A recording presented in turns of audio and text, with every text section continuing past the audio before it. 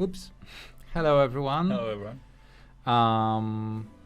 Let us know if you can hear us. It's so awesome to be here with you. We are doing a Q&A live stream today with Elliot from Hooded Horse. My name is Luke. I'm Eremite Games community manager. And this is Aaron, our producer. Elliot, can you share a little bit more about yourself? Thanks, Luke. And hi, Aaron. My name is Elliot. I'm part of Hooded Horse as the Director of Community and Social Strategy. Uh, so excited for today that we got to share the upcoming 1.0 announced date and the new trailer. So, how do you guys feel? A little bit tired, but super happy that the news is out. We've only knew this is going to happen for a few days, and so we were super happy to share that December 8th is the date. So why don't we show the new release date trailer with a little surprise at the end? If you watched it before, then you know what the surprise is. If not, have a great time watching that new trailer we've made. Okay.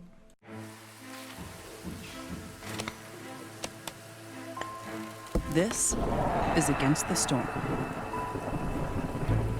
a roguelite city builder where every settlement presents you with different challenges. Things start out pretty familiar. A blank canvas you need to turn into a thriving economy. Send your villagers out to gather resources, set up basic logistics, and construct buildings that will form complex supply chains. Except, you'll only have a subset of all buildings on each run, and there's no guarantee you'll encounter the same resources twice when exploring procedurally generated maps. You can't force your way to victory by repeating the same strategy over and over again. You must adapt. Various production buildings can manufacture the same goods, but at varying efficiencies, while each species excels at different tasks. There's always a way out of a tight spot. Barter with traders, or please the old gods by sacrificing your villagers. To convince the queen that your settlement is self-sufficient, you must fulfill her orders, venture into the ominous forest, or win your people's hearts. If you succeed, you will be rewarded with resources to spend on a variety of permanent upgrades, and then move on to the next settlement. With hundreds of gameplay modifiers and 6 distinct biomes, every run presents a new puzzle to solve. So, on to the next one. A new challenge always awaits in Against the Storm. Coming December 8th.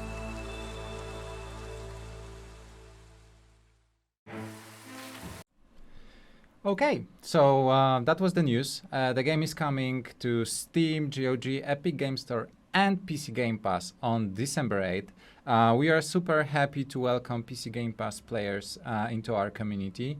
We're super excited to hear your feedback when you get to play the game, and super happy that you will be able to play the game if you have the PC Game Pass subscription. That's super cool, and we're very happy that we can offer the game to more players. So December 8th on the 3 major platforms plus new one, PC Game Pass.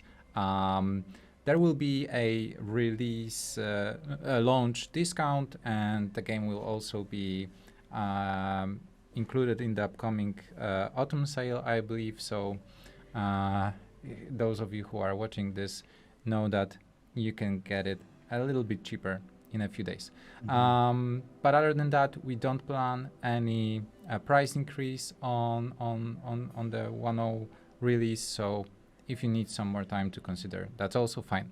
I see that we already have plenty of questions in the chat. I'm super grateful for that. This is what we are here for today, to answer all your questions.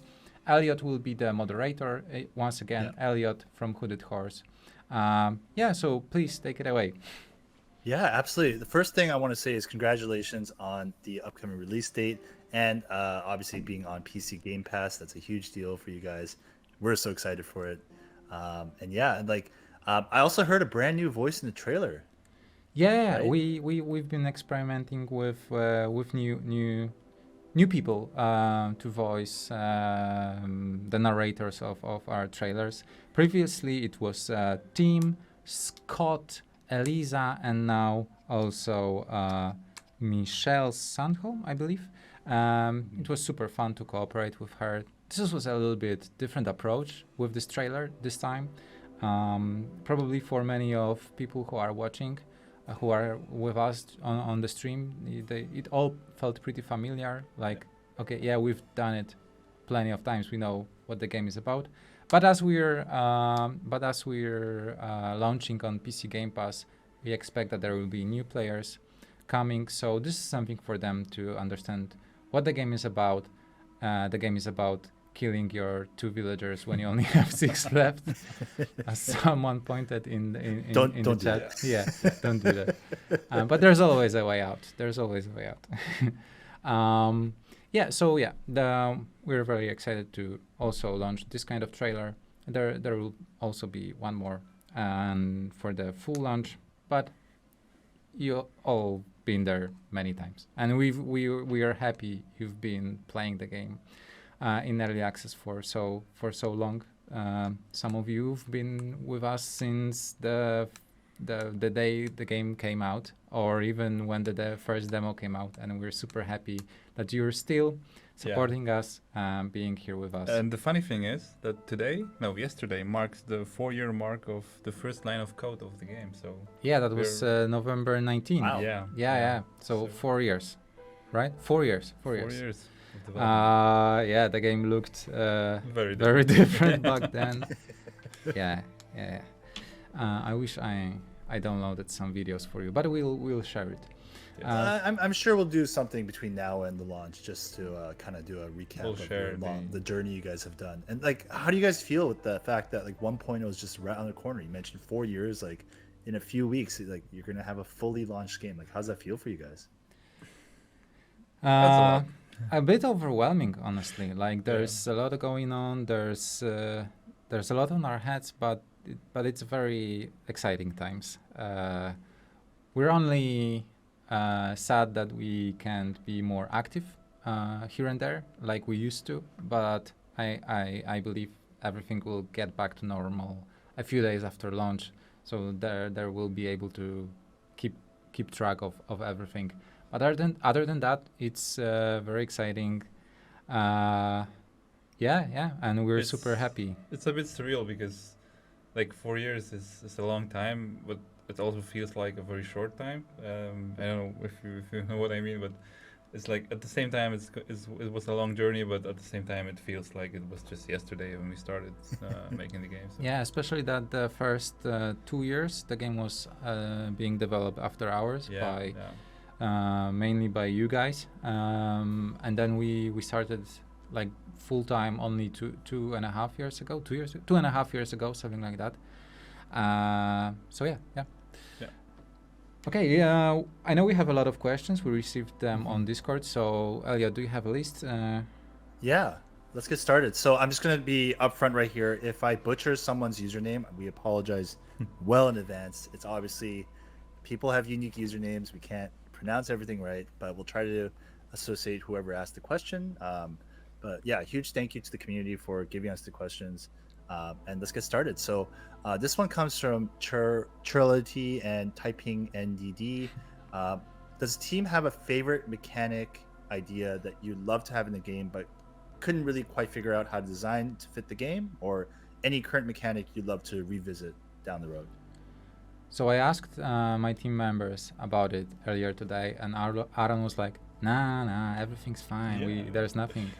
But then when we started talking, there are a couple things that we'd like, that if we had time, or more ideas and more time to experiment. There are a couple of places where the game could be better in our opinion.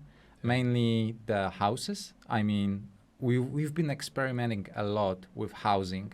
And there was once we even released one of the most hated updates with when villagers had to go back to their homes to fulfill their needs, and it sounded great in our minds, but then it led to horrible micromanagement, because the when you play against the storm, you move your camps a lot. That's a part of the game. You will be moving your camps a lot. Yeah. So if villagers need to go take a break, it is the most optimal way to place the houses near the camps. And as you move camps around, you will be also moving the houses around. But the houses, you need to delete them first, move them. And so people were trying to micromanage it too much. Like it was not fun. It didn't work out. We were quite sad because we had some hopes.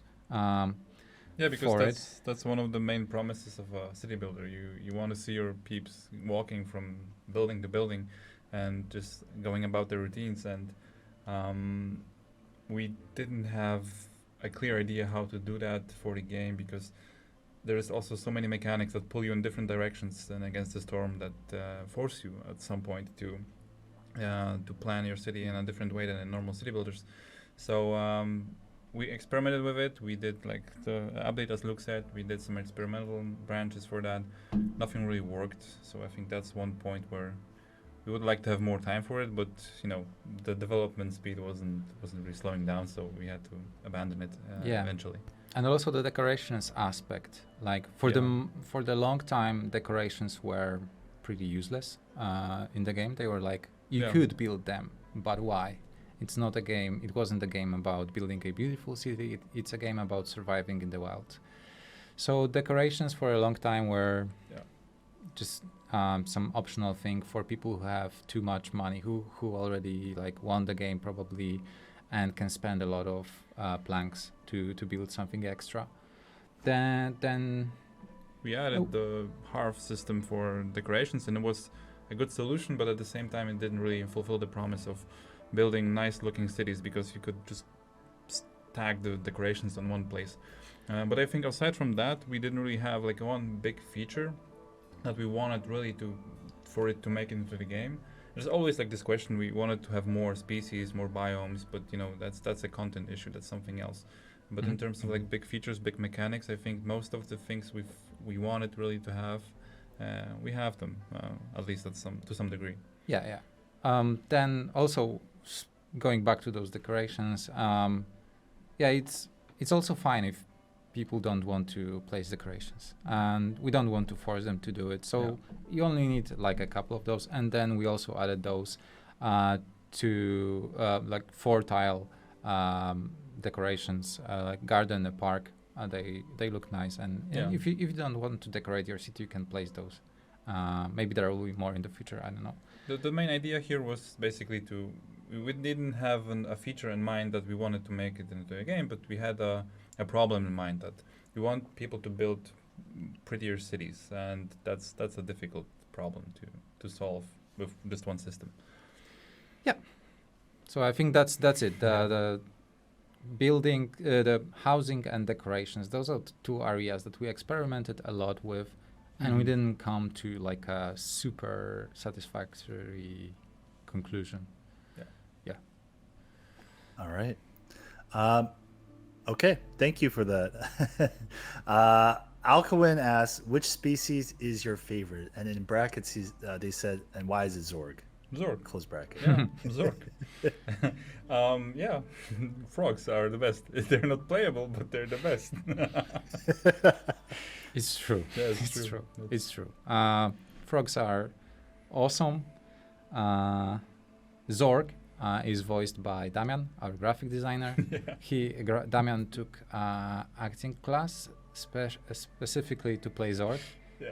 Oh, I didn't know that. Yeah, it's I'm telling it a bit as a joke, but it's not a joke. Damian took acting classes before that, and then he voiced Zorg. He put a lot of passion into him and a lot of thought into those funny sentences he says. Me. Yeah. Frogs are awesome. You didn't see, but we also had some internal concepts for other species, and there was one I particularly liked, but it didn't even get to a public part. We didn't even let people vote for it, but it was cool. Maybe but tell us, someday. what was Scolopend. Now I wanna How hear do you about call it. it? Scolopend. like an Scolopend. insect race, yeah.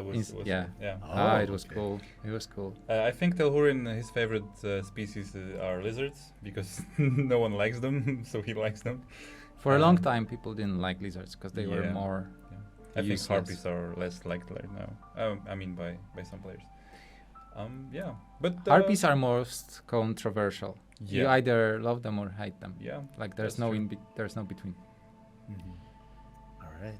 You need to have Um, an opinion about harpies.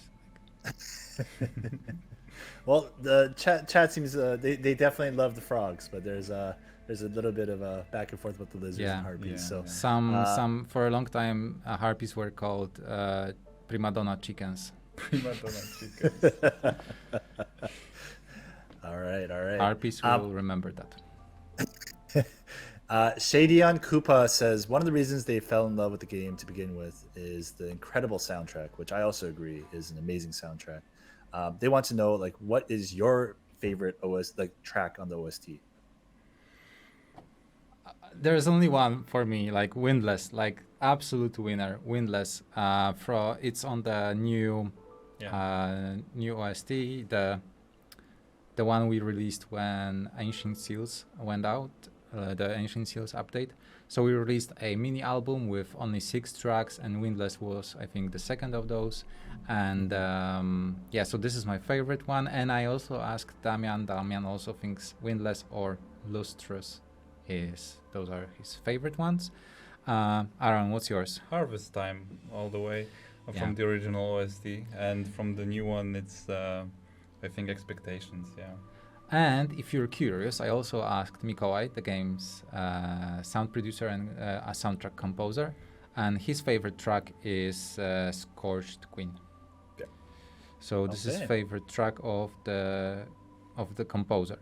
And since we've been asked this question a lot, I will also say that we plan to release the full soundtrack with all the tracks we added during early access on Spotify. It will also be available. Yeah. So if there are a lot of tracks missing on the Spotify album that we released before. I think like we only released on Spotify a half of all the Yeah, tracks. yeah. So soon you will get another big dose of Against the Soundtrack. There's a lot of Amazing.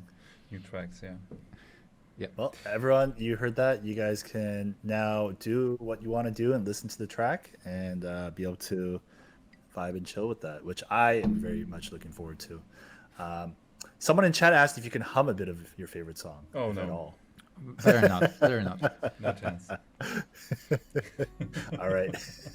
We'll move I'm on. sorry. You're gonna leave the stream then when you sing something. I remember saying one day I had to go to the dentist and I had a toothache, a horrible toothache, and I went back and was sad and grabbed my cat. We were hugging and I played Windless and everything felt better. Okay. This is That's great to Windless. hear. Um, All right. So moving on back to talking about buildings and such, DVT wants to ask which building took the longest to design, develop, and put into the game. Harf. Yeah, Ancient Hearth. You can't imagine how long it took to redesign Ancient Hearth because at the beginning it was like a ruin. Some of you might remember. It wasn't always this big dragon turtle thingy. It was a ruin with a fireplace inside it, Yeah. and it didn't have a roof. And so for a very long time, people were like asking, "How does it make sense? It keeps raining in this world. Why the main building with a fireplace has no roof over it? What's the point of this building?"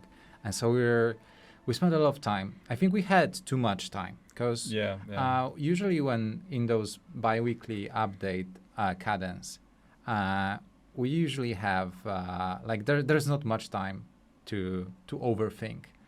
And with Ancient Hearth, we somehow Damian was more had more time than usual. So he spent a lot of time designing concepts for the ancient harp. We had like 20, 30 different And ideas. we didn't help him either because we were just like pulling in different directions with the design of the harp. Everybody had their own idea about it. Yeah, Yeah, it was so difficult. very different designs, like some towers, some There was like a clockwork thing. a living creature, like one of those wildfires. like a golem and so on. Yeah. So many different ideas, But and so many constraints. Like we put a lot of constraints on Diamond. Like this building has to serve this and this and this purpose. It cannot be this and this. And I don't think it was possible there was to also design like the perfect harp. some lore behind it we wanted to keep. So yeah, it was difficult because all the other buildings are pretty easy to create. We have a special pipeline for all the production buildings, the homes, and so on. So as soon as we have some of the basic art in the game, we can create a lot of buildings pretty quickly. But the harp was very unique in that case. I see one comment. Would have been cool if the harp changed designs based on species harp That keepers. was an idea. And that was also one of the ideas. But it was supposed to change shape, but yeah, it was too much for the short because we spent so much time designing it, and then when we were to release it, the time ran out pretty quickly. So yeah, once we settled on a design, we had to push it out. Yeah. Right. And you know, that's actually a good pivot for a couple questions we had later on that we're going to ask, but I think it's a good time to mention. You know, as developers, you guys did a 2-week update cycle for the game, especially for a game this size, is pretty ambitious, to say the least. Especially considering the low amount of bugs that a lot of the players ran into. Like, what kind of tooling do you use to achieve this? Like, are you guys doing automated testing? Like, how did you guys achieve this? And this comes from Penilia and Slymar asking this question. We don't really have automated testing in the game. We do it in-house by hand. Everyone chips in, plays the game before an update. We also have a large community who helps us every time we release update. There were experimental updates, and so we also have a very dedicated community who helps a lot. And Friday is hotfix day, basically, which thanks to the community, we can fix everything just before it stays too long on the production branch. So there's no automated testing, but Telhurin, Michał, the lead designer and programmer, put a lot of effort at the very beginning of developing the game to create tools for us, not for me. I don't do any coding or anything. Same with me.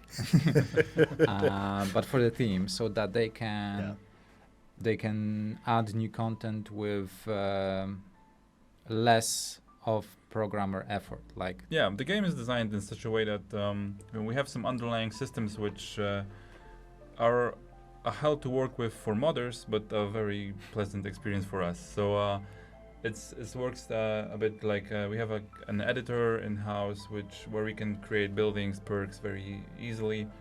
Everything works a bit like visual scripting, but not really. And it just helps us to have a very pleasant experience when designing stuff. So even the bugs, when we have some bugs in the game, the different features and mechanics and the systems in the game are so prevalent in all other aspects of the game that if you find a bug somewhere and we know about it, then that means that probably other instances of a similar mechanic will be fixed at the same time because it's so interconnected and it's all uses similar systems basically. But yeah, it's going back to the question. We test like our update schedule is basically like divided into 2 parts. The first week is ideas, putting in content, working with some creative stuff, and the second week is basically text lock, where we send out the text to be translated by some agencies, and that's the time when we can't add anything new to the game. We only can refine what is there and test what is there. That doesn't require text, for example. So it puts a nice rhythm to all this. But yeah, after such a long time, it's hard to keep that pace up. But we were doing pretty well, I think. We never skipped a date. Yeah, never skipped. Even if it was national holiday Yeah. on Thursday, then we did it. Like yeah. we never forced anyone. The update was usually made before in advance, but yeah, we just didn't want to break any promises, and we promised to do bi-weekly updates. So we did. So we did. Yeah. All right. Yeah, the Pope, and also, Pope was mad about that apparently. Yeah. Yeah, well, And our families. other families. And also one important thing, Michał Telhuren didn't want to release a buggy game, obviously, but mainly for a reason that we didn't want to get like bug reports, but we want to get ideas from players. This is what early access is for us, to get suggestions, feedback, and ideas rather than bug reports, because yeah, that's not the way it should. It's not the way it should work. Gotcha. Perfect. Thank you so much for peeling back the lid a little bit to let us know. Shifting gears, Cymar and Flash 2351 asked, are there any plans to add more diversity in either the biomes or story or something in the story, like related to that? So when it comes to biomes, I think we're rather satisfied with their current with how they work now. I mean, probably if we had more time and ideas, there's always you can always improve various things, and we will keep improving various things even post-release. But we were quite satisfied with that. There might be more, like in the future. Yeah, I mean, we can tell you right now, and that's not a big promise that we can't keep. There will be some new stuff after 1.0. Yeah. And most likely there will be a new biome. In terms of expanding the existing Don't biomes, clip it. Don't share it with share us. it, clip it, whatever. I was gonna say you've now spoken it into existence, It's so it's now gonna happen anyways. But yeah. Yeah, we just love the game too much not to Yeah. to keep working on it. But we ideally we want every biome to be as interesting, for example, as Marshlands or as Scarlet Orchard. But at the same time, we don't really want to go back into the existing biomes and change them too much or give them too much identity, because the core of the game has to stay the same. For example, the Cursed Royal Woodlands are a bit more unique, so there's way less of them on the world map. They are also a bit more challenging than other biomes. Yeah. A bit more like weird, challenging and weird in the sense that they change your gameplay. One part of the question was about stories. We never really tied stories into biomes, so that's not something we were thinking about. But yeah, future biomes will happen. A future biome will happen. Just heard it here first. It's on me. I mean, we hope. Yeah. We hope. Yeah, We we hope. there are a lot of factors we need to take into account, like mainly how the release goes, if we still remain friends, but yeah, but everything's on the good track, and we would like to add something more to the game after the release. We don't have any specific plans. Yeah. So we there's nothing we can share, like any specifics, when, what, but we are pretty confident that we will release something more. Yeah, it's just like a general promise that we won't like abandon the game come release. It's still gonna be a bit, but yeah, we're gonna talk about it a bit later. So yeah. Awesome. Yeah, excited to chat with you guys about that whenever we're ready to chat about that. So let's shift gears before we get more commitments along the way. Are there any plans to rework and enhance the tree harvesting tool?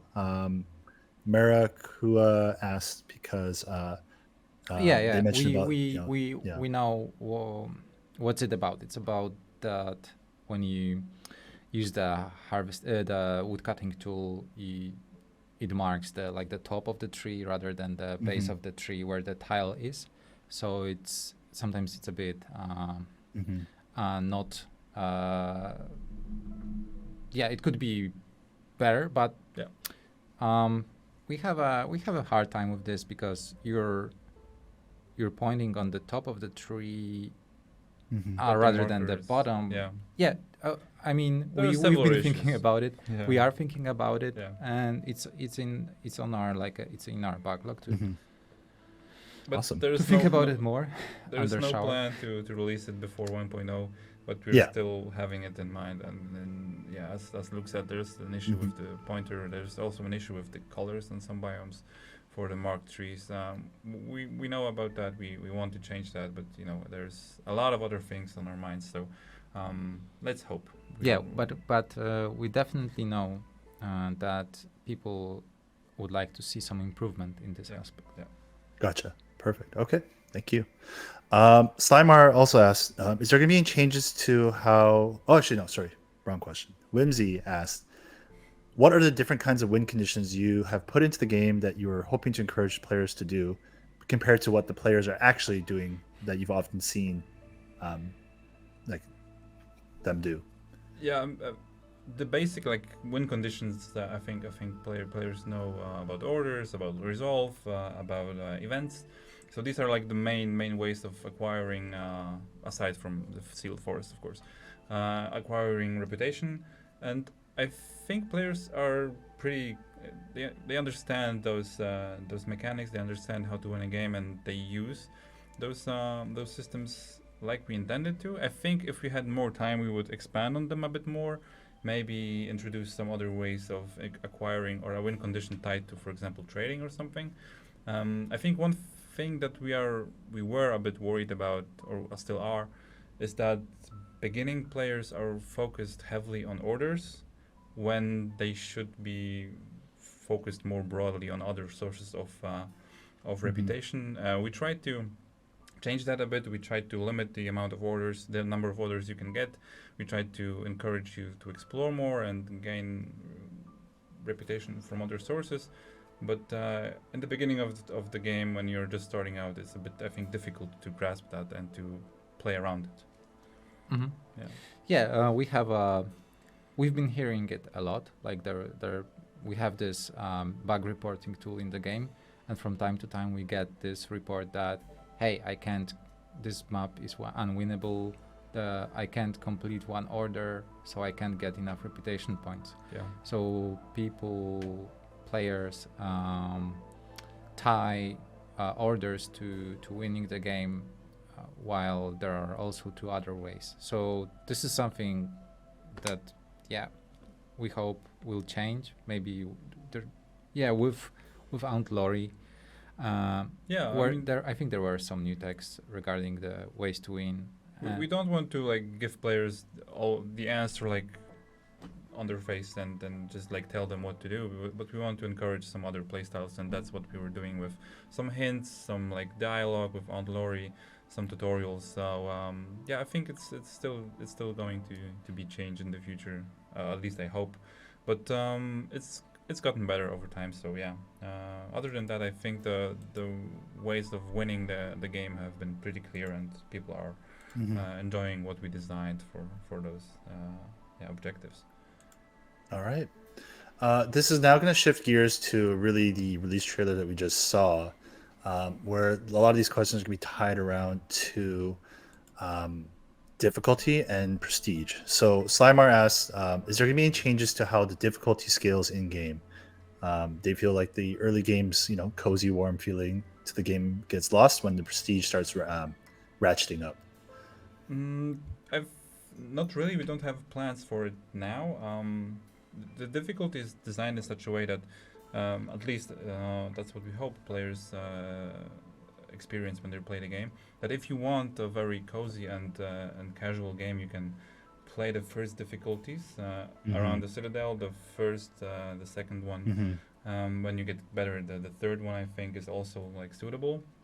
But for prestige, we wouldn't want to make that more. How to say it? It's designed in such a way that it's like a death by 1,000 cuts basically.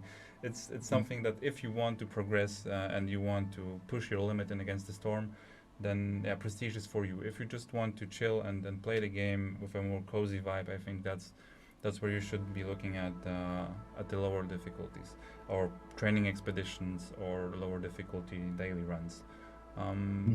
yeah, there's I think no. I mean, I'm sure there's no plans of changing that in the near future.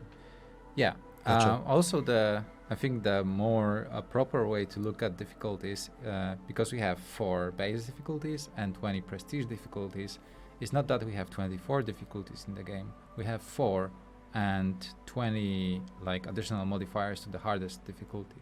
So if you're playing on Viceroy, you're not playing on the 4th out of 24 difficulties. You're playing on the hardest difficulty without extra modifiers. So if you're playing on Pioneer or Veteran, it's totally fine. You're already in the middle of the difficulty of the beginning difficulty curve. And we're trying to encourage players to play all the difficulties they want. No content is locked behind the difficulty gate. If you consider Prestige 20 modifiers content, like unique content aside from the typical, then sure. But there is no like new stuff that's waiting for you when you that forces you to, for example, take up a game on a very high difficulty if you don't want to. All the modifiers on the world map spawn near the citadel, so you can still encounter them.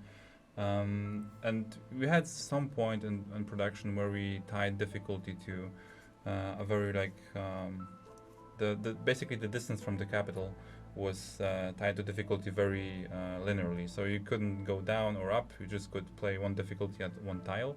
We changed that so you could always choose something that suits your needs more. And also, we are introducing something new for people who would like to see a new challenge. We announced it today. It's the Queen's Hand Trial mode. So something like an Ironman. Yeah, it's a special new mode for the Queen's Hand Trials. It's something that will be in the game with 1.0. And people found out about it some time ago, like not very specifically what it is, but I think by mistake, the Queen's Hand Pauldron. It was it wasn't really a mistake. It was a tease. Okay. Yeah, I wasn't. We left that with Telhurin. We left that in the game, so people would still see it and think about what it meant. Yeah, so now we can finally reveal that this is a new mode for the most experienced viceroys.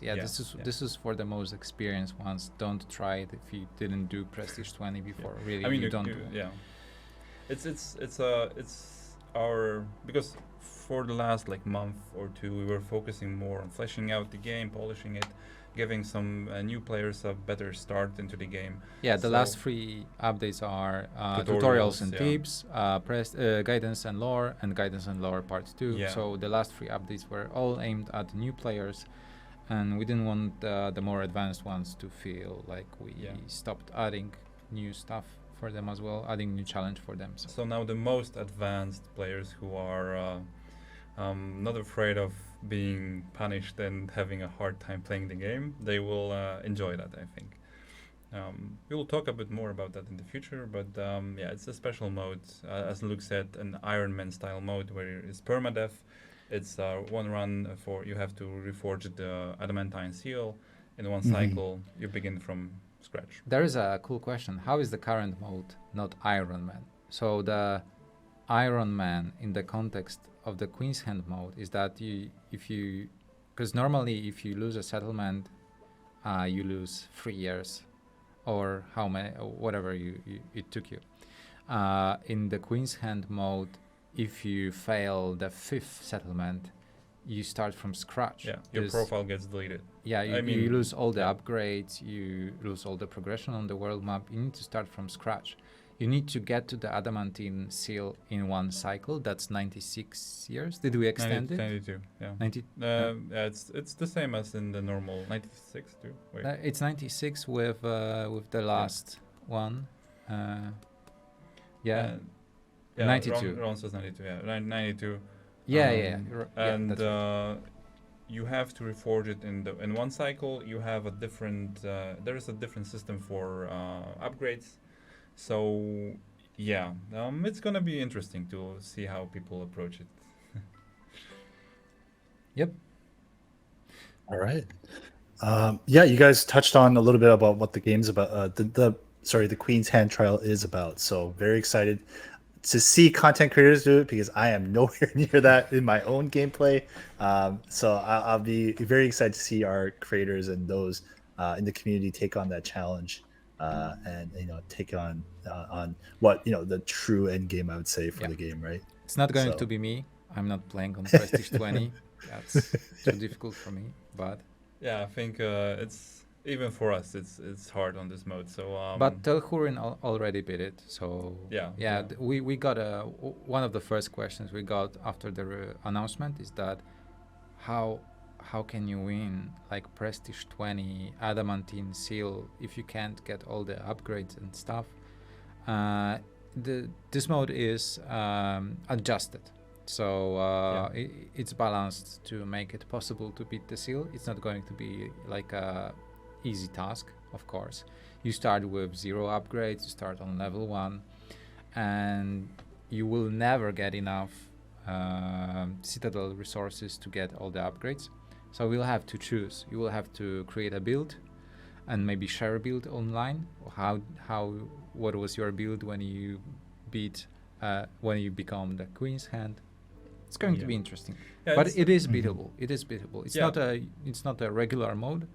It's just adjusted for this g- challenge. Going to like more detail about the progression here. So the system for choosing your build, so your meta build, is going to be more draft based, like for example buildings in the game, and you will have from the get go you will have the most basic like gameplay extending upgrades unlocked. So you won't need to buy trade routes again. You won't need to buy the rain punk upgrades again. You don't need to unlock the foxes and so on. They're gonna be there. There's other things to unlock. I mean, the same things that you normally unlock in a normal tree, but in a different form. So it's gonna be a bit of a different balance, a bit of a different approach. all gonna Two see. cool questions I want to answer fast. Yeah. Like Queen's Foot when? that's awesome. And the other one. So what happens with profile after you beat it? Progress carries over to main profile. You can continue playing the profile in normal mode. This is a very good question. So when you lose Queen's Hand mode, you get a little. You get something extra the next run, like a little handicap. Yeah, like you'll get small a very amounts small amount resources. of Citadel resources. It's not that much to cheese it and lose on purpose, especially that there will be some limits Yeah, there's to closing the seal profile, but for every failed attempt you get something a little extra. It's not much, but it should help you with the next attempt.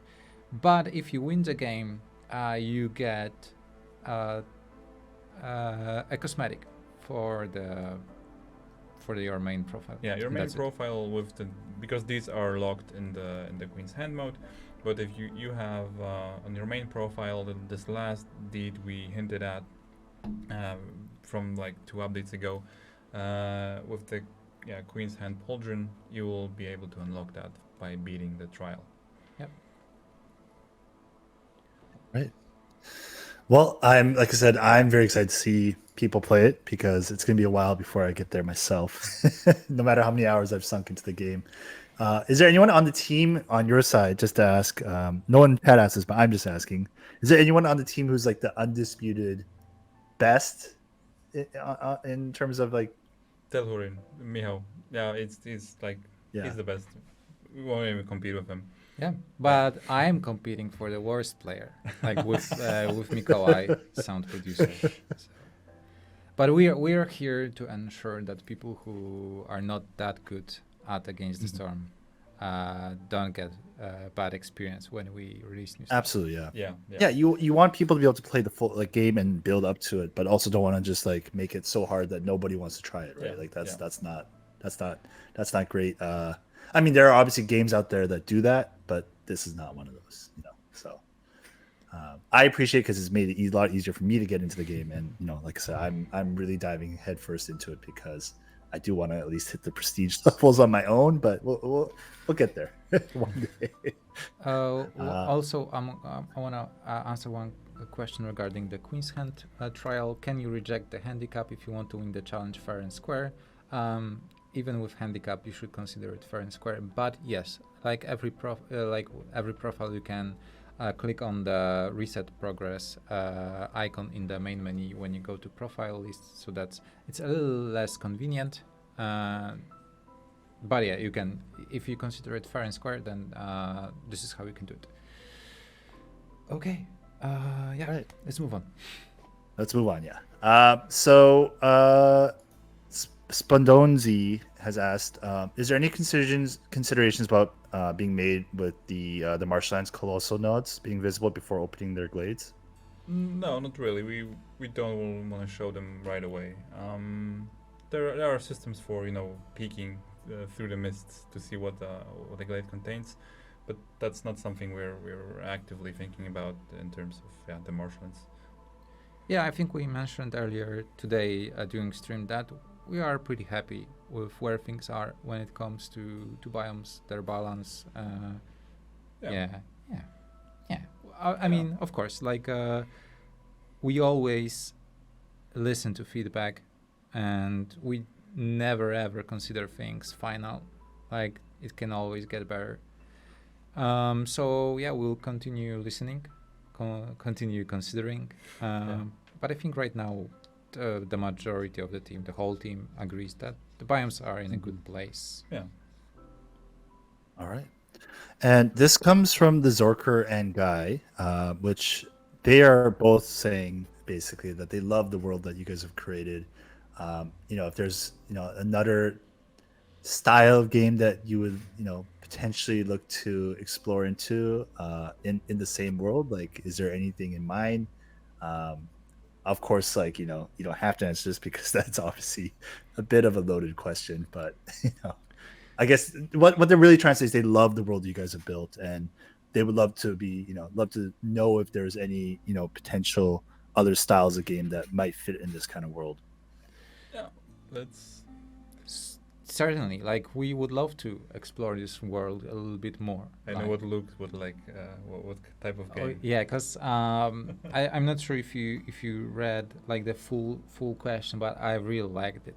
It was like in a magical world, what other game you'd like to fit? Well, I was trying to be careful because I didn't want to commit, or I was just trying to make it as. But yeah, you're right. The full question. I love this question. Yeah. So the question was, what other game would you like to magically put into the world of Against the Storm? And I know exactly what kind of game that would be for me, and that's Vampire Survivors or Halls of Torment. I think I prefer Halls of Torment, but I would love to see Horde survival game in the world of Against the Storm. I would be playing it all the time. I think I would finally start to, take some days off just to play this game, like I used to play Against the Storm. So I think that would be cool. Horde survival game in the world of Against the Storm, where you go as a beaver, and there are axes around you, slaying like teeth flying around you. Yeah, teeth slaying. I don't know what can you slay? Wildfires, stormbirds, blighted infested moles. Fishmen. Yeah. A lot of fishmen. Yeah, and what about you? I'm not sure. I'm a big MMO nerd, so everything that can be made in an MMO is my jam. Funnily enough, Against the Storm, when we started the project, we had some very early ideas for an RPG set in this world.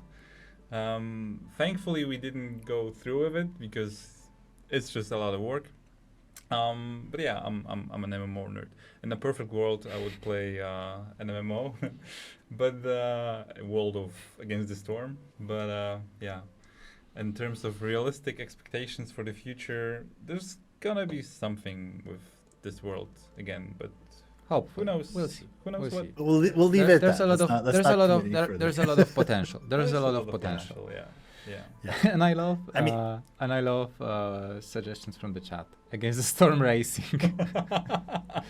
Like I mean, Mario, yeah, you Mario have to Kart. you have to beat the race before before the storm happens, or else you Yeah. lose the game. Valheim Right? bot Like, against the storm. Yeah, that sounds good. Valheim, That's yeah. we've oh, been that playing would a lot definitely of make Aaron Valheim. happy, I think. Yeah, Valheim is Uh, I actually would, the survival mode would be pretty fun. Like, what happens if you're a society that's so far away from the queen that, like, yeah, what happens? yeah. That's cool. ATS Royale, ATS Royale. Battle Royale. Yeah. Against the storm. Yeah, that All would be right, fun. let's keep moving on. So, Cecilia has asked, is there going to be any kind of balance focused patch before the 1.0 launch? Yeah, last patch we did some balance cleanups. This patch is gonna be a bit more of balance, so we can go into the next patch on Thursday. Yeah, because the next update is coming on November 23. That's Thursday, I think. I mean, I know it's Thursday, but I think it's 23rd, yeah. yeah. It's the 23rd. That's correct. Yeah. Yes, and it's going to be called Modest Update. Because we it's wanted to modest. be frank because it's not that big, honestly. There's no like one big feature. Usually there was something in those updates, so this feature went into the update's name. This time there's a lot of smaller things, Yeah. including balance changes. And So it's gonna be some balance cleanup as we hinted at in the last dev notes. There are some places in the game when we felt that some things could be improved before 1.0. There's not going to be any like big balance shakeups or big gameplay shakeups before we release 1.0, but we want to revisit some of the sealed objectives in the sealed forest to balance them a bit better. Some of some players in the community have noticed, and rightfully so, that some objectives are too easy, some are just safe pick always, and some are just very hard. So we're gonna take a look at that again. I mean, you have taken a look at that, and we're going to release a balance update for that on Thursday. There's also some rewards in the glades for glade events where there was orders, some balance for that, where some of the things were a bit, too one-sided. Some goods were overrepresented in the game. Too many meat and insect rewards, not too many other resources. So yeah, we'll take a look at that. And there are some minor balance improvements coming on Thursday. But yeah, nothing really major aside from the two things I mentioned here. Gotcha. Okay. Small Bean asks, are you planning to add alternative looks for the buildings, decorations, or workers? Either soon or down the road? this is a cool idea. We were Yeah. thinking about it. We're still thinking about it. There are no specific plans for that. Yeah, it's. I'm even now thinking It's about it. those are super hard questions because usually those are very cool ideas. Who wouldn't want more skins for their Yeah, villagers or buildings? But as always, those take time. Yeah. And so when we consider new features, we need to think about how would they fit the world of the game, the purpose of the game, the premise of the game. And the mechanics, because some things are visually indicated, so so that would maybe add some noise. And the main issue is that we have a lot of things still to do, and our graphic designer Damian, who is art director, and every other hat you can think of in terms of art and animation and so on, is very busy. So in order to ensure like the top quality of art we all enjoy is Damian has a lot of work to do.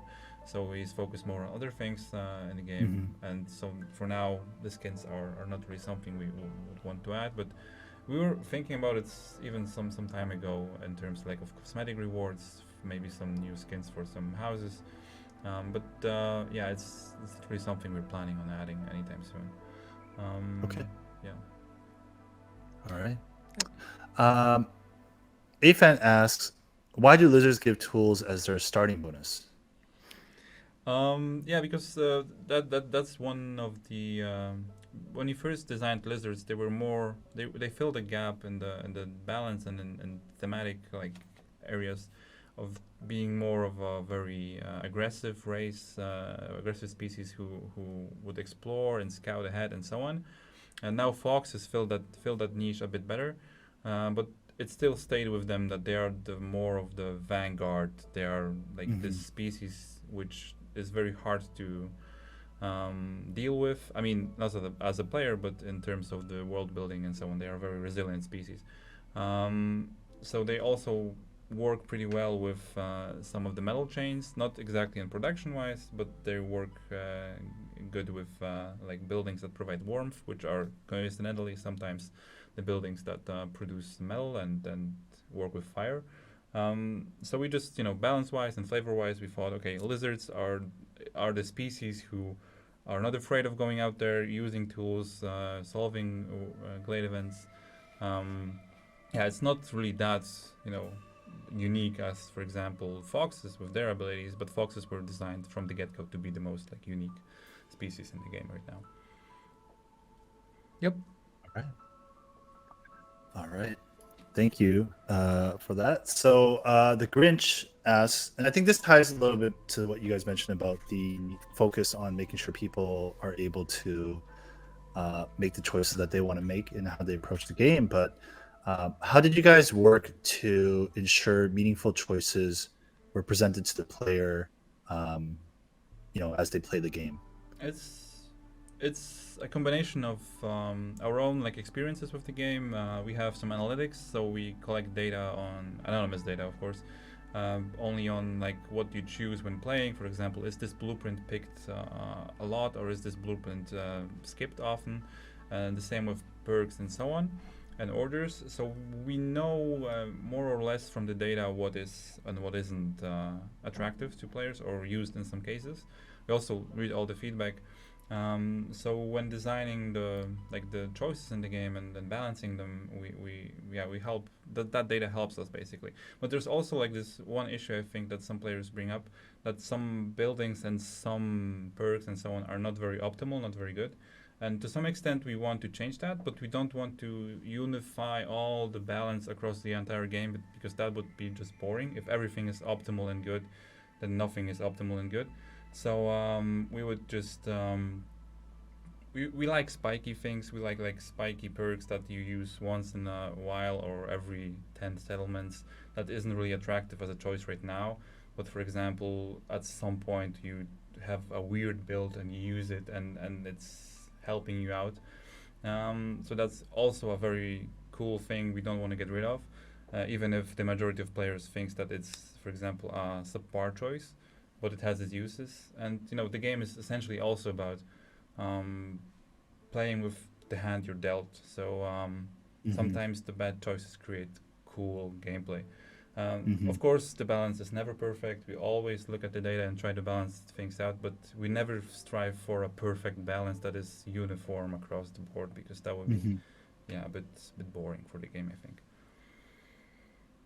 Absolutely, totally understand. You want people to make the choice they have to make, even if they're forced to do so in one way or another. Sometimes right? the choices seem very suboptimal, but at the end of the day, you win a game choosing some weird perks, and you feel cool about the build you've created. So that's something I think very valuable for the game. Right. All right. So we're gonna pivot now to the tail end of the community questions that we got before we dive into the Twitch questions. This is around a lot around the 1.0 and beyond launch. Schnoofel asks, is there any planned Steam Workshop support down the road? It would be perfect, but not. We don't have any concrete plans for now. Exactly. Like with all the other cool ideas, we would love them to happen one day. We cannot promise they will happen. We keep them in our minds, especially the modding support, because this is a very cool feature for games. I know you've played a lot of modded Skyrim. So in general, we're not against modding. Like you can mod the game already, and we've been seeing a lot of mods already. Like maybe not a lot. We've seen some mods for the game, like the most famous one, Stormwalker. I don't remember the name of the creator, but I think sometimes we messed with his mod because we added things that he added before us. The problem with Against the Storm for now is that we have bi-weekly updates. So any modder who creates something, their work has to be updated together with the game, and the update schedule is pretty tight. Maybe after 1.0, when things slow down, there is going to be more space for modding in general, and maybe that's going to be a moment where you think about Steamworks and so on a bit more seriously. Yeah. Gotcha. Steamworks. And the shout out, I want to give the shout out to the specific modder for Stormwalker. It's Go For It Tomorrow. So yeah, thank you just very giving much. a small shout out there. A lot of work put into that. Yeah. Okay. And then Ron Empire, who's been pretty active in chat, they asked, will we get a fishing content post-release as an update or inform? What a surprising question from Ron. Yeah. Hi, Ron. Hi, Ron. Yeah, it will be cool, but we don't really have plans for that right now. There will be there's gonna be something about after 1.0. I can safely say that we're gonna release new content, but be it in the form of DLC and free updates. But I think we'll focus more on the content breadth of the game and more just things to do than shaking up the entire feature base. But yeah, we'll see. It's still we still have to decide on that. We still have to make some concrete plans about the future of the game after 1.0, and we'll let you know if there's any hopes for fishing content. All right. And you kind of answered the, what are the plans roadmap for the post-release content, both Ron and Talnia asked. So stay tuned is what we'll say. I don't think there will be a content roadmap. We had it for early access, but for the post-release, we're not that convinced. We want to stay more flexible, especially since you guys had a it's going to be a pretty rapid development process too, right? And post-release, it's going to be very long-term. It would have to be a very long-term planning, and we don't want to. I don't think there will be a post-release content roadmap, but there will be something. There will be content. So and there's still gonna be updates, of course. We're not again, we're not running away after 1.0 and leaving the game as is. There's going to be a lot of new players. There's going to be a lot of feedback. So we just can't promise you a full roadmap and this bi-weekly update schedule. And that's also because some players are waiting for 1.0 to be this, point in space and time where they can play the game as a finished product, as a full product. And we don't want to mess with that too much. We want to give you new content. We want to give you improvements, UI and so on. But at the same time, we want to, make it a bit more calm the entire schedule and give you some more time to enjoy the game and surprise you with some cool updates maybe or DLC. We'll see. All right. Yeah, I mean that's always a great thing to hear. Like I said, you guys are definitely focused on the 1.0 launch and the immediacy after that, and then the holidays then hit, so it's a good time to sort out and figure out what's next for you guys. So yeah, let's move on to now the Twitch questions that popped up. I know we've answered a few questions here and there, but we've been collecting them from the start of the chat. Special C asked, they have a hard time explaining the game to others, which to them their closest analogy is Frostpunk, but even that is a stretch. They're wondering what games influenced your development philosophy for Against the Storm. It's hard even for us to explain. Like when we first designed the game 4 years ago, and if the first line of code was written, we thought of it as Banished meets Slay the Spire, but that's a vague pitch. That's not really doing any of those games justice. It's hard to explain. It really is hard. At events when we went to Gamescom or Poznan Game Arena or some other events with the game, there was no amount of words we could say that would describe the game better than just playing it for a short while. People immediately understood what the game is about when they get a chance to play it. Yeah.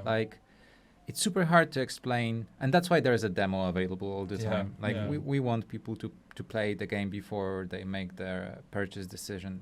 Because as I forgot the name, but as the viewer mentioned, it is hard to explain what this game is about. I mean, it is a roguelite city builder. You play the hand you're dealt. There's meta progression. I think Mhm. one of the most like important ideas when starting, aside from like the mix of existing games, was that this game is supposed to make you relive the first 2 hours of any city builder, but different every time. So that's why the Mhm. roguelike elements.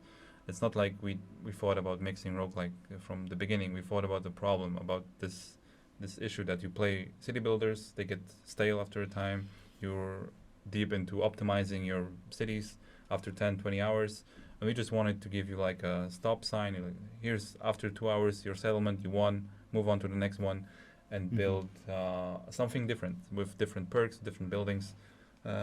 So that was the design goal, and maybe that's something you can say to explain the game to someone. But it's difficult to explain even for us. Yeah. But there was another part to this question. What were the games that inspired? And you mentioned Banish, you mentioned Slay the Spire. Yeah. I think Stronghold or Stronghold inspired us also. I think in terms of like development process, it was mainly Slay the Spire and Subnautica, because they had also like a crazy release schedule for early access. Also like many other roguelites out there and city builders. I personally spent all my like childhood playing Zeus and Poseidon, the old Sierra titles. It was Knights and very- Merchants, Knights and Kingdoms and Merchants, yeah. Castles, or also Mhm. some of the games. Yeah, I think the first prototype of Against the Storm looked a lot like Kingdoms and Castles in terms of graphics. Yeah, I mean not to say that Kingdoms and Castles looks. Oh, and of basic. course, art-wise, Warcraft series and League of Legends when it comes to Mhm. hand-painted, Hand-painted textures. Yeah. fantasy Yeah. stylized textures. That's Yeah. what we like the most. I mean, we are all in love with those hand-painted, stylized Mhm. assets from early Blizzard and so on. Yeah. Yeah. Yeah. I've lost a lot of time of my life to Warcraft. I'll leave it at that. We assume, and to World of Warcraft especially. All right. Blattorn asks, "Little Grey Beavers when?" Which I think you kind of answered with the whole like potential skins Skins. and Little Grey cosmetic. Beavers, maybe like alien beavers. We have red beavers and blue beavers in the Cursed Royal Woodlands, so maybe Oh. gray beavers. Yeah, right. Gray little beavers. Who knows? Maybe someday. When we designed new species, most of the time we took existing species and just recolored them to a different shade, so to make them different in the early prototypes. So maybe. Actually, Pervin, he's the platypus. He's like Yeah, a he's little bit like a gray beaver. like a gray beaver with a beak, basically. Yeah, the stormwalker who brings your villagers. Yeah. All right. Continuing the line of more kind of fun questions, Heathenist in chat asked, "Would you cook with Drizzle Water in real life?" Oh no. I mean, Drizzle is the green one. I think it's more safe than the yellow water. I wouldn't Yeah, cook the anything with yellow clearance water Yeah, would you isn't cook with safe. green water or yellow water? Like, what's Don't the cook with more, yellow you water, know? please. No clue, no clue. Stormwater is the safest. Then I think Drizzle Water. I would never cook anything with clearance water. I mean, actually, from a lore's perspective, any one of those isn't safe because they're like grain punk is it's like uranium a bit. It gives you like this magical energy and so on, but it also is a bit toxic. But yeah, I would use green, not yellow, please. And don't eat yellow snow. Yeah. I like those questions. This is a cool question. Yeah, this is the real question. Yeah, let's keep the fun questions going because, like I said, there are some mix of some of the other stuff that people have asked. But like Last Judgment also asked, which species would be the best at fishing? Which I think is kind of given. I mean, right? the answer we will give won't imply that there will be fishing, right?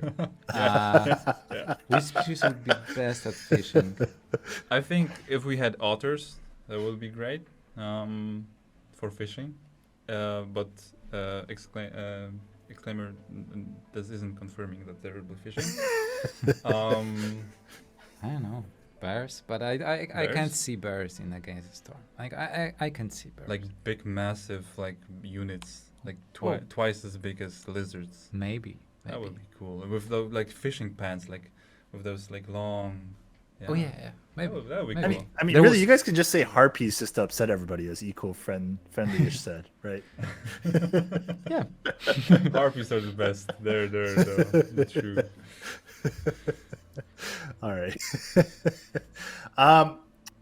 Red Dragon 1980 asked if people beat the new Queen's Hand mode after 1.0 release, is that kind of the end of the current lore content in the game? Yeah, it's you will get some dialogue from Aunt Lori. You will get something at the end. Yeah, that's there will be some snippets of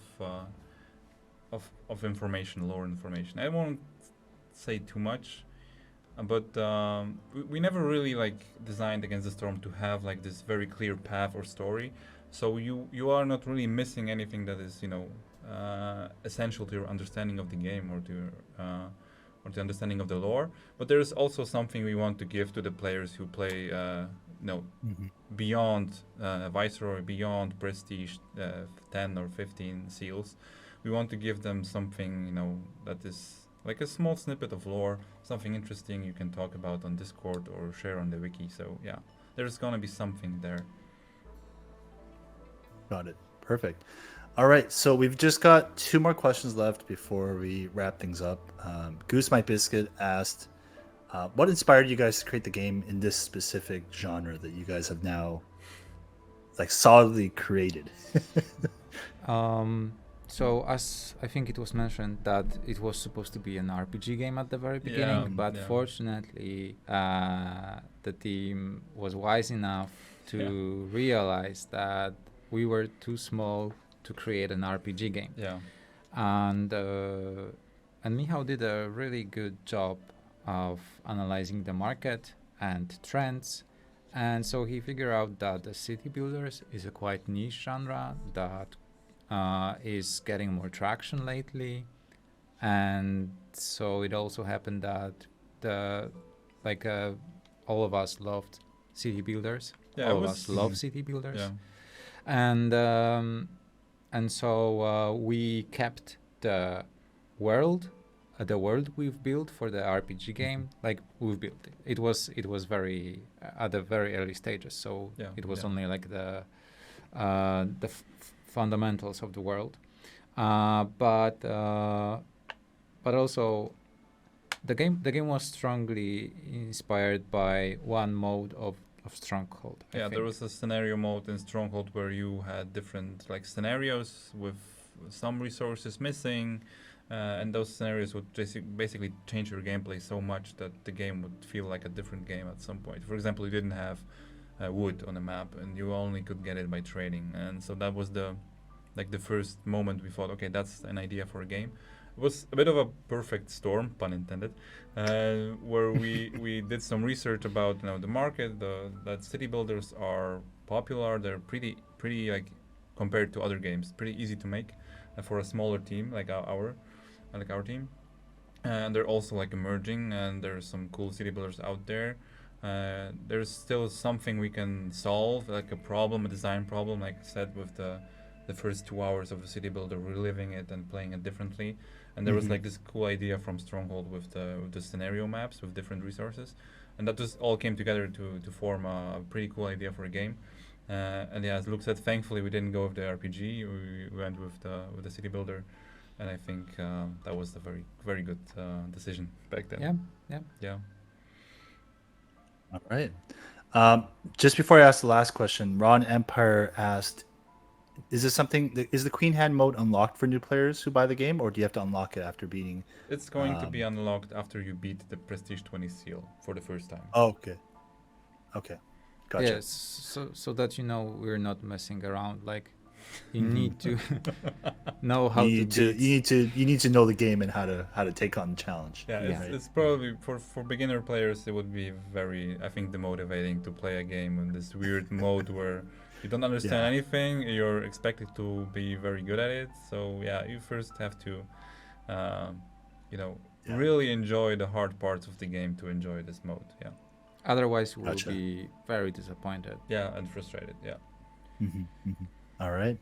All right. So this is the last question we have, and I know we're a little over time, so this will be the last one. But Also in Games asked, how did you guys all meet and decide to make Against the Storm? That's a cool one. Yeah. Yeah. So we all Yeah. met 6 or 7 years ago in another company, and we More. were Some working. of us met like 9 years ago. even. or 9 years. Yeah. Yeah. I only met you like 7 years ago. And Yeah. so we met in another company, another game dev company that was making social and mobile games. And we quickly got together, like we had common interests. We all were a little bit overambitious and wanted to make something more than we did only at work. We didn't like working on mobile and social games. Like I think I'm sure no one from our previous employers are watching this stream. We didn't really like working there. Like the predatory monetization mechanics in mobile and social games are terrible. We didn't like them. So we Yeah, wanted but it to. was our first game dev job, so we took it and we wanted to learn game dev basically, and was But a good there experience. was a lot of good things we learned. Yeah, Like the bi-weekly update schedule. yeah, It that was like 100% taken from that company. Like Yeah, we yeah. were releasing bi-weekly updates then, and it worked, and we learned to work in this space together. yeah. And so we we decided to copy to the Yeah, early access. there's a lot of things we could, and basically anyone could learn from, like Yeah. the mobile companies. Yeah, Not yeah. really the design goals of microtransactions and so on, but the process of creating new content and the speed at which it is done. That's something we learned there, and it's still being useful for us to this day. Yeah, so that's when we met. We started working after hours on a mobile game, but in a more traditional Yeah. design, in a more traditional way. It was a premium game. You pay once. You can play all the content. Yeah. And it was a small game. We didn't really. It was more like to test if we work together as a team. Yeah.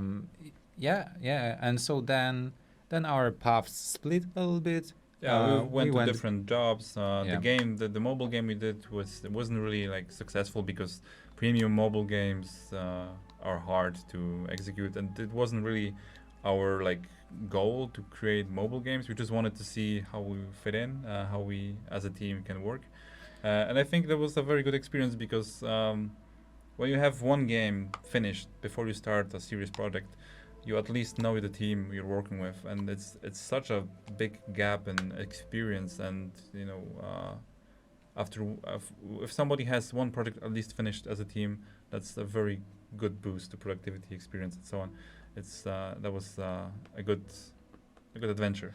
Yeah, and when we split, we went to different companies. We were working on both AAA games, on Yeah. indie games, on Mhm. AA games, and we got a lot of experience there working on PC titles. And so we took this experience and decided to make our very own Yeah. PC game.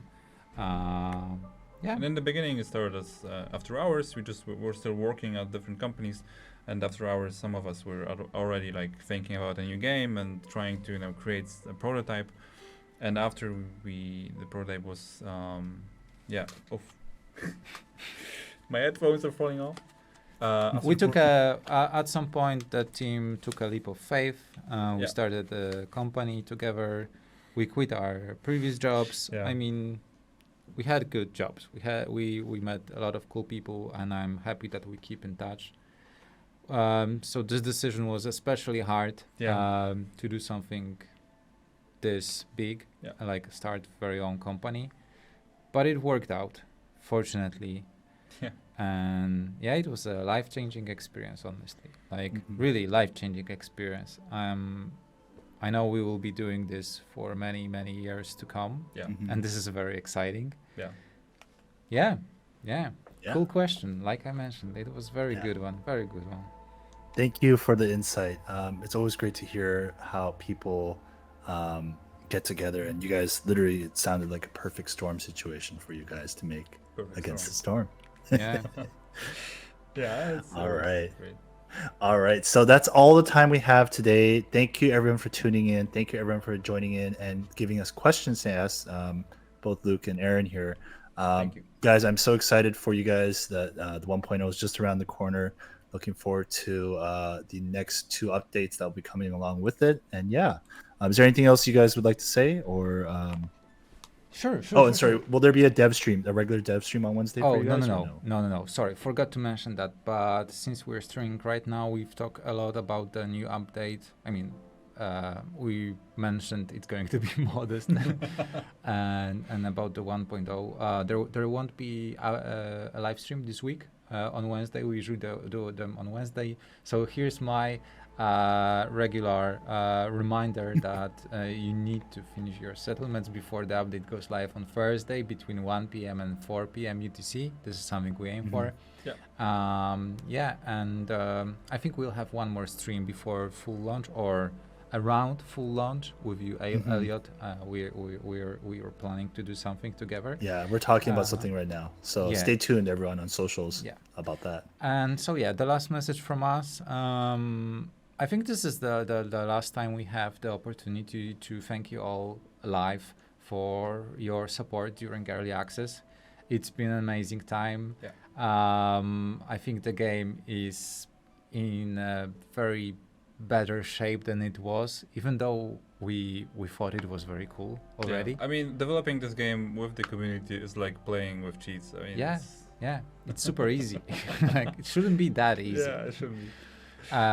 So we want to thank you all for supporting us, for sending bug reports, for your feedback, suggestions, and all other ways in which you helped us, like just by talking to your friends about the game, sharing positive things about the game, letting us know that you like it. It means a lot. It helps a lot. It helps us stay open-minded, like happy with what we do. Yeah. And it was an amazing time. I'm saying it like we're finishing with the game, Yeah, but we're not. We're taking all the definitely money and not. running away. We're moving to like a different country tomorrow. Like, thank you guys. Yeah, it's not going to happen. It's not going to happen. But things are definitely going to change. During this stream today, I was thinking at least a couple of times. Wait, there's not going to be bi-weekly updates anymore. What I'm going to do, like those bi-weekly updates, was my like I knew what to do. Like It's like a Thursday, rhythm for us, you know. Yeah, a rhythm, Yeah. a good thing. On Thursday it was always. Let's start with Wednesday live stream, Thursday Yeah. update, Friday hot Hot fix, yeah, and Monday planning, and it was a very cool rhythm, and I'm gonna miss it a lot. It's still gonna be there to some extent, but you know, not the rhythm anymore. More of a free flowing process. But yeah, the last all this time we were in early access was just super cool, super. As I said, like developing a game on cheats, basically, with all the feedback, all the suggestions, all the bug reports, and so on. Yeah, I mean, I couldn't have imagined it going better. I mean, in terms yeah. of the development efforts, all the reception from the players, and all the cool feedback we get. It's just super cool. Even if we don't respond as much on Discord right now because we're swamped with work, we'll read everything. It's super cool to read all the discussions, all the theory crafting about the Queen's Hand mode, and so on. That's interesting always. I love the lore of the game, and so please more discussions about that. Yeah. So yeah, it was super cool, and we're looking forward to what's next after 1.0 with you guys, of course.